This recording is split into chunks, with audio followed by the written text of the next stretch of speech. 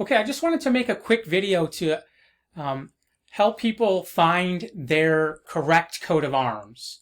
I know a lot of people will just go on to Google or Facebook and punch in their last name, Smith coat of arms, Kraft coat of arms, and all kinds of different results come up, and it can be somewhat confusing as to which one is yours, or if any of those were yours at all.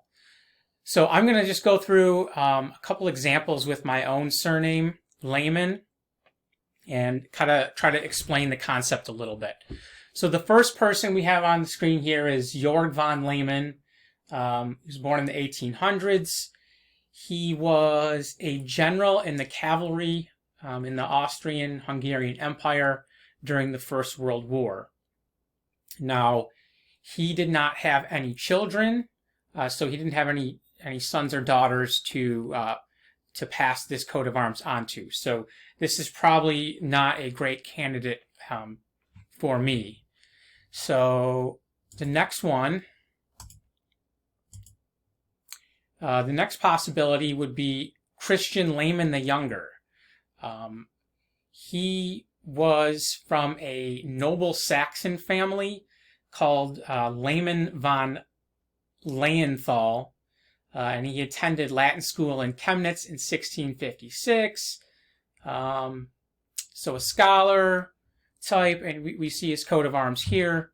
Now, he had 9 children, so this is a possibility because some or all of those children would have displayed this coat of arms. So that's one possibility. Now the third is Friedrich Adolf von Lehman. He was a piano player and composer from Saxony. He also served in the military, reaching the rank of lieutenant. He was the son of a tax collector, and he married and had 2 daughters and sons. It looks like he was, according to this, he was ennobled on June 1st, 1792. And his coat of arms has a lion here. So he had some children, so this is a possibility. Next one. Okay, Johann Georg Christian Lehman, born in 1792. He was a botanist, a famous German botanist, founded a botanical garden in Hamburg, and he was the son of a pastor. Let's see here, he planted the first tree at the site of the Hamburg Botanical Garden in 1821. That probably helps explain why he has a coat of arms. I'm sorry, a tree on his coat of arms. He married and had children who had children as well. So this is a possibility. Next one. Okay, this is Jean-Claude Lehman. We don't have a picture of him or a portrait. We don't know much about him other than this coat of arms was documented in 1698 in Alsace, France, and that he was a merchant of and bourgeoisie of Mansbach. So we don't have any other information on him.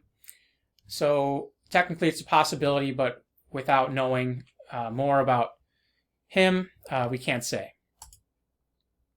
The next, and this is a good one because this isn't even the name Lehman. Now sometimes if you punched in Lehman coat of arms in a search engine, you'll see this in the results, but this is for an entirely different family from England. So here we have, on the left we have Sir John Lehman.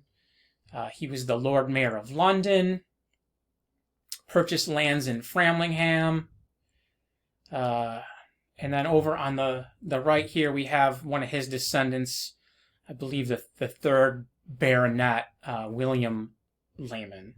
So this was a family that definitely had kids, had children, I'm sorry, who this arms would have passed on to.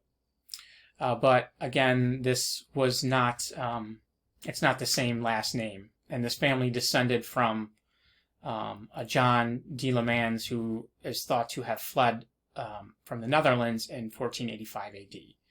So again, it's not a Lehman, it's a Lehman, different family, so not a good candidate.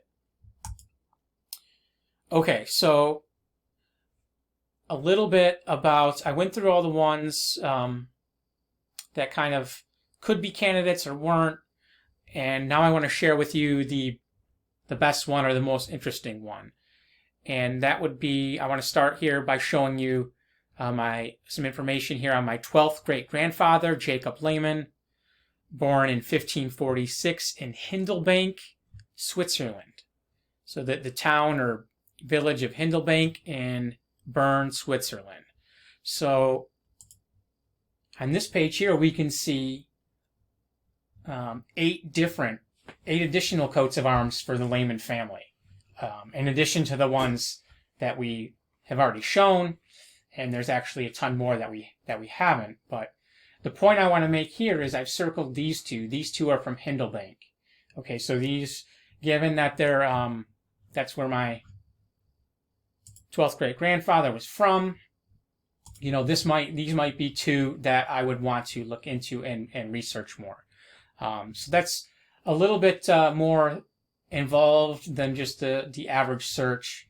And if you're interested, feel free to contact me and visit me at findmycoat.com. Thank you.